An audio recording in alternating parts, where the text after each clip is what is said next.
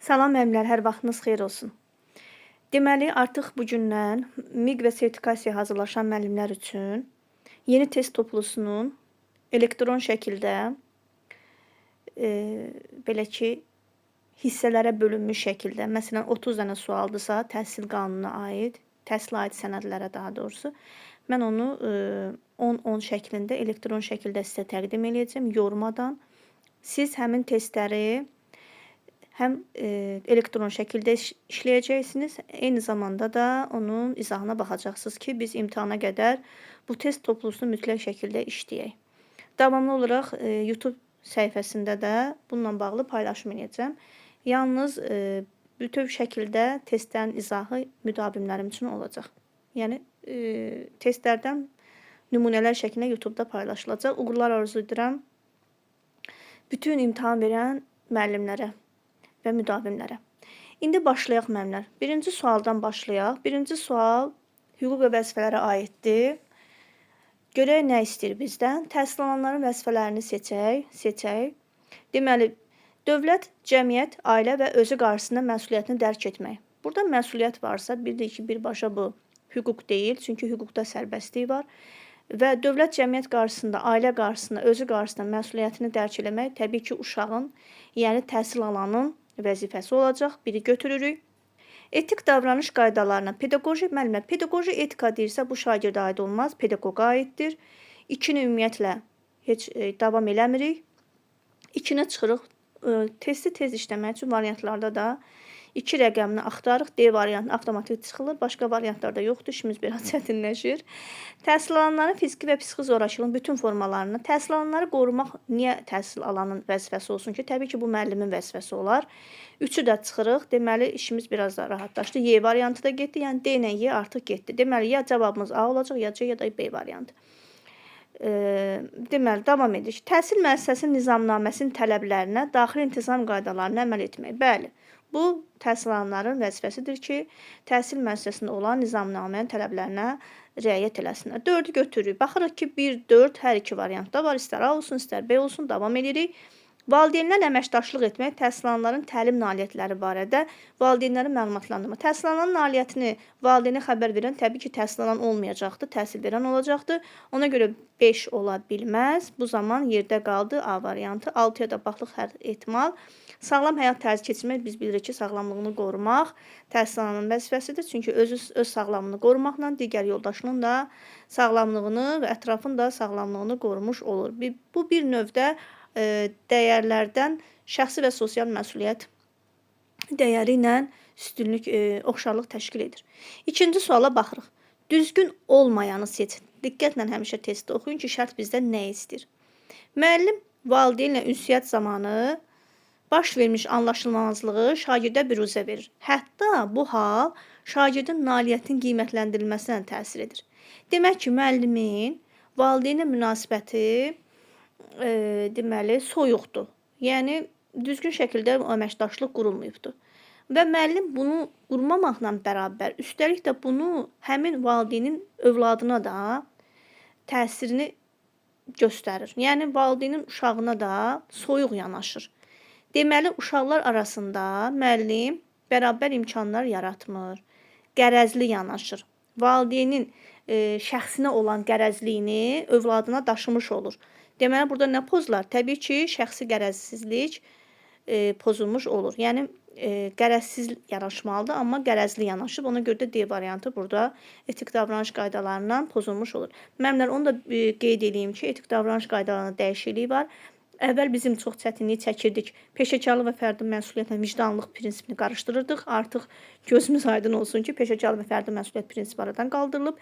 Yalnız vicdanlıq prinsipindən əvəz olunubdur. Bir də konfidensiallıq etik prinsipi aradan qaldırılıb, onun yerinə insan hüquq və azadlıqlarına hörmət prinsipindən əvəzlənib. Yəni, əgər müəllim hər hansı bir şagirdin şəxsi hər hansı bir məsələsini bilirsə, bu artıq konfidensiallığın pozulması yox, insan hüquq və azadlıqlarına hörmət kimi variantlarda götürəcək. Ona aid də növbəti testlərimiz olacaq, narahat olmayın. 3-cü sual. Doğru fikri müəyyən. Burada artıq bizdən doğrunu soruşur. Təhsil proqramında müxtəlif fənlər üzrə ümumi təlim nəticələri əks olunur. Bu nə deməkdir? Yəni müəllimlər Hər bir fənnin özünün planlaşdırılması olur, illik planlaşdırılması. Həmin planlaşdırılmada da bir il ərzində olan nəticələr orada əks olunub. Yəni biz artıq sentyabr ayından sinifə daxil olarkən əlimizdə illik planlaşdırmamız olur və biz bilirik ki, ilin sonuna qədər hansı təlim nəticəsini bir il ərzində reallaşdıracağıq. Təlim nəticələrini. Niyə B, C, D-yi səhvdir? Fən kurikulumda standartlar müəllimlərə hazır şəkildə təqdim olunur. Hazır şəkildə deyərkən, belə deyək də, bu tam olaraq bir tam cümlə deyil. Çünki biz alt standartları götürüb, həmin alt standartları oradan nəticə çıxardıb, dərsdə reallaşdırırıq. Yəni biz oradan düzdür, alt standartdan təlim nəticəsini olduğu kimi yazmaq olar. Bu dəyişiklik var, amma hər dəfə alt standartı hazır şəkildə götürüb nəticə çıxartmadan olduğu kimi yazmaq da düzgün deyil. Yəni müəllim orada nəticədə dəyişiklik eləyə bilər. Ona görə B variantı dolğun cavab deyil. Summativ qiymətləndirmənin əsas məqsədi müəllimin təlim fəaliyyəti. Müəllimin təlim fəaliyyəti hər gün izlənilən bir prosesdir. Bunu summativ qiymətləndirmə deyək ki, xidmət eləməz. Formativ qiymətləndirmə buna daha çox xidmət eləyə bilər. Bir də summativ əsasən şagirdin nailiyyətini ölçür. Düzdür, müəllimin də orada yekunda fəaliyyətini qiymətləndirir, amma tam olaraq təlim fəaliyyətini reallaşdıran fəaliyyət çünki bir günlük olan bir şey deyil. Hər gün aparılan bir şeydir. O baxımdan da bu formativ qiymətləndirmə olsa daha düzgün olardı.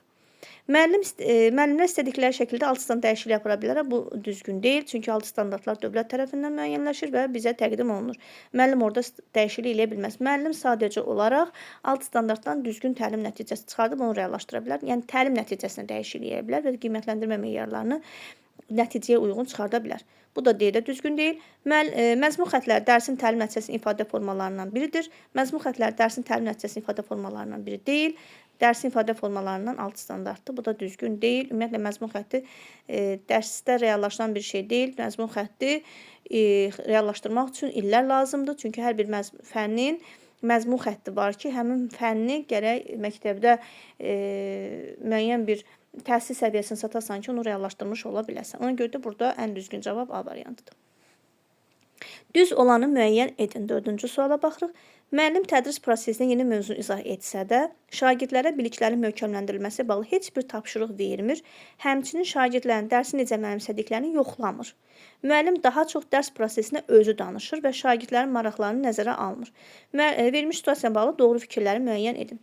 Müəllim şagirdlərin maraqını nəzərə almamaqla bir neçə pedaqoji tələbi pozmuş olur. Bəli. Şagirdin marağını nəzərə almırıqsa, vicdanlıq prinsipini poza bilərik. Əvvəl biz ona peşəkarlıq və fərdi məsuliyyət deyirdik. Daha sonra müəllim şagirdlərin maraqlarını nəzərə almırsa, deməli təlimdə bərabər imkanları yaratmır. Sonra müəllim şagirdlərin pedaqoji tələblərə baxsaq, bərabər imkanları pozur. Bəli, şagird yönümlüyü pozur. Ona görə birinci variant düzdür. Müəllimin mədəni davranış etik prinsipinə əməl etmədiyi görülür.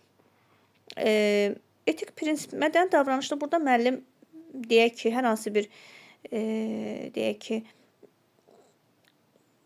səliqəsiz deyil, təmkinsiz davranmır, səbirsiz davranmır, hər hansı bir vulqar sözdən istifadə eləmir. Axı, yəni bu situasiyaya uyğun cavab deyildir.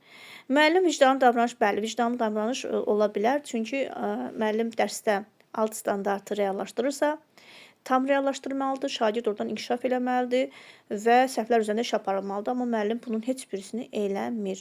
Ona görə burada 1-3-dür, 4-ə baxırıq. Müəllim keyfiyyətli təhsil vermək hüququndan düzgün istifadə eləmir. Müəllimlər, bu keyfiyyətli təhsil vermək hüquq deyil, vəzifədir. Ona görə D variantını düzgün götürə, 4-cü variantı düzgün götürə bilmirik. Ona görə burada düzgün cavab B variantıdır. Növbəti sual. Deməli, hansı fikir doğrudur? Doğru olanı tapırıq. Bölmə üzrə summativ qiymətlərin həyata keçirilməsi məzmun xətti təmin edir. Müəllimlər, biz bunu dərslərdə dəfələrlə demişəm mən sizə.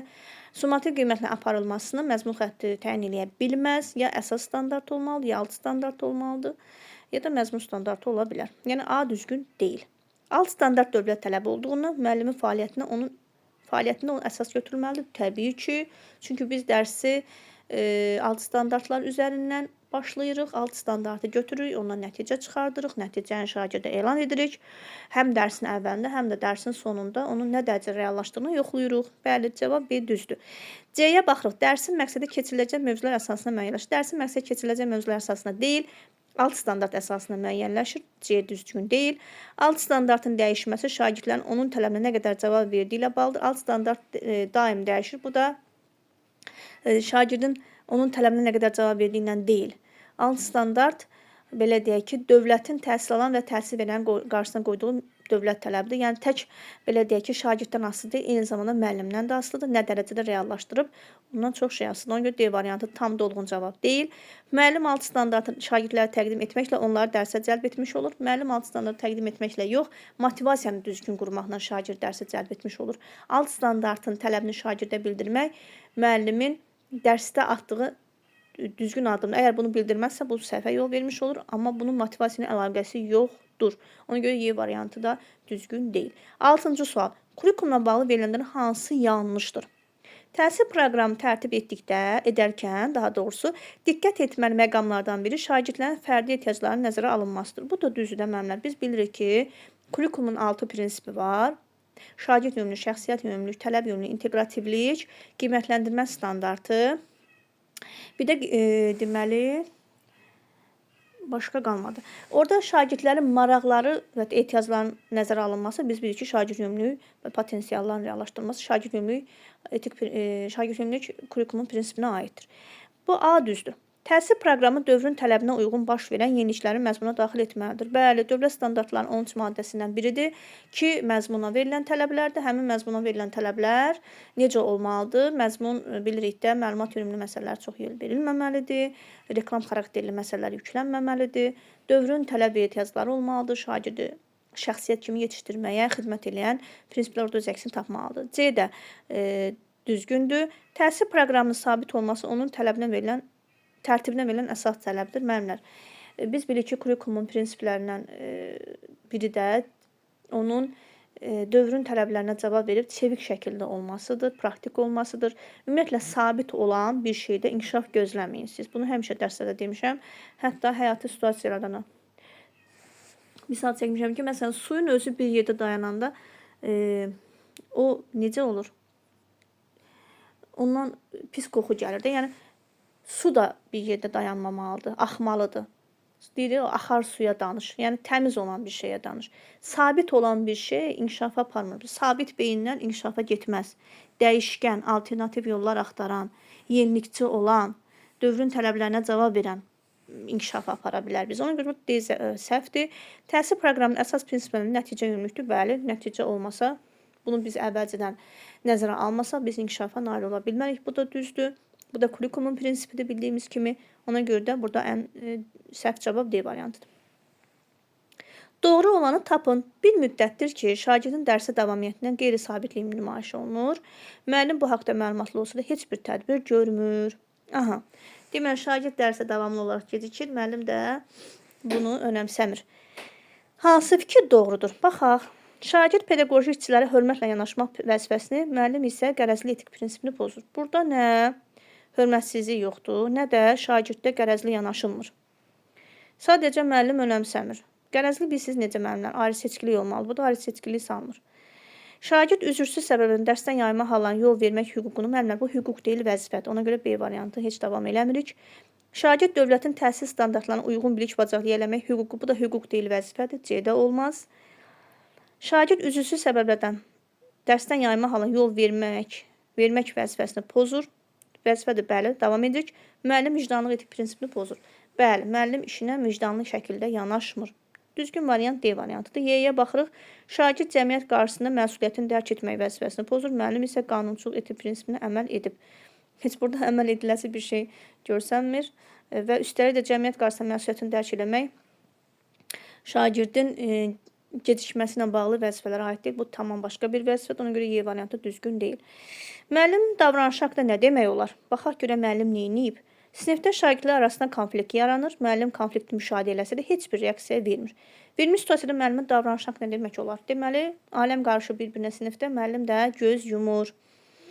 Baxaq, Müəllim təhsilxanada fəal vətəndaş mövqeyini formalaşdırmaq, müstəqil həyata hazırlamaq. Burada müstəqillik həyata hazırlamaqla bir şey yoxdur.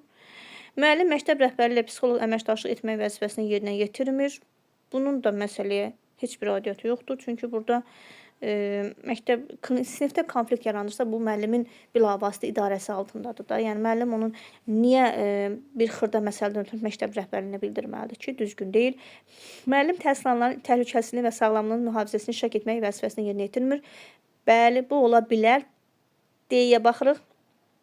Müəllim pedaqoji etika və əxlaq normalarını əməl etmək vəzifəsini, burada müəllimin etik yəni davranış pozuntusu yoxdur. Sadəcə sinifi düzgün şəkildə idarə eləyə bilmir. Müəllim valideynlə əməkdaşlıq etmək vəzifəsini, konfliktə görə valideynin bura adi bir konfliktlə valideyn niyə həll eləməlidir? Bu müəllimin səlahiyyətində olan bir məsələdir. Ona görə burada ən düzgün variant C variantıdır. Çünki şagirdlər orada konflikt nəticəsində orada hər hansı bir şagirdə xətər oluna bilər və müəllim də burada necə sakit davrana bilər, o da ayrıca bir məsələdir. 9-cu sual. Doğru olanı seçin, doğru fikri seçək. Fən kurikulumda alt standartın dəyişməsi bilik və bacarıqların mürəkkəbləşməsinə asılı deyil, asılıdır müəllimlər. Ona görə A düzgün deyil. Təhsil sahəsində dövlət siyasətinin həyata keçirilməsini iştirak etmək və təhsil verən hüququ deyil, vəzifədir. B də düzgün deyil. Tələbiyönümlü şagirdin gün ərzindəki dərslərin müəllimin izahatları və dərsliklərdən istifadə əsasında öyrənməsidir. Bilirik ki, bu ümumiyyətlə yanlış yanaşmadır. Bu ənənəvi yanaşma idi ki, hansı ki, şagird orada pasiv idi, müəllim nə deyirsə avtoritar idi, idarə edirdi sinifi. Bu ümumiyyətlə kurikuluma heç yaxın buraxılası bir cümlə deyil. Müəllimlər təhsil qanunun tələblərinə uyğun olaraq alt standart dəyişiklik eləyə bilərlər. Bilirsiniz ki, alt standart dəyişiklik eləmək mümkün deyil.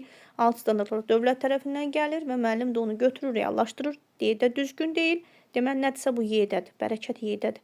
Tədris olunan mövzular şagirdlərdə tələb olunan bilik və bacarıqları formalaşdırmaq üçün bir vasitədir. Təbii ki, bu belədir. Mövzular deyərkən, yəni burada məzmun standartları nəzərdə tutulub və düzgün olan da elə Y variantıdır. Nəhayət gəldik 10-cu suala. Uyğunluğu müəyyən edək. Uyğunluq deyəndə müəllimlər nə edirdik? Ay, sağ olun. Doğrudan doğru, yanlışdan yanlış. Yəni, bir-birinə uyğun cavablar seçirik. Doğrunun altına baxaq. Əgər ki, zira doğrunun altında doğru yoxdursa, onda biz yanlışın altındakı doğruları götürürük. Çünki, daha doğrusu, əgər uyğunluq deyirsə, doğru yoxdursa, biz yanlışın altındakı, daha doğrusu, yanlışları götürürük. Yox, əgər deyirsə uyğunsuzluq, o zaman doğrunun altına yanlışı yanlışın altına doğrunu götürə bilərik. Deməli, uyğunluq baxarıq. Görək nədir vəziyyət. Müəllim, şagird və valideynlərlə ünsiyyət zamanı xoşagəlməz zarafatlardan və vulqar sözlərdən istifadə edir. Mədəni davranış tələb. Bəli, müəllim mədəni davranmır. Day müəllimlər. Mədəni davranmaq, mən dərsdə də deyirəm ki, sizə çöldən də təmiz, içərdən də təmiz. Nə deməkdir bu? Yəni, müəllim çöldən də səliqəli geyinməlidir.